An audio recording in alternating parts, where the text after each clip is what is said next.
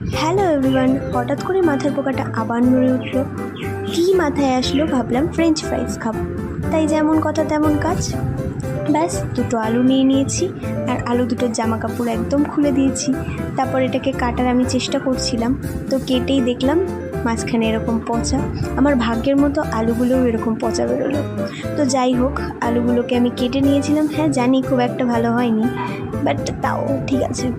এই গরমে চুল ঠুল বেঁধে নিয়ে একদম রেডি রান্না করার জন্য।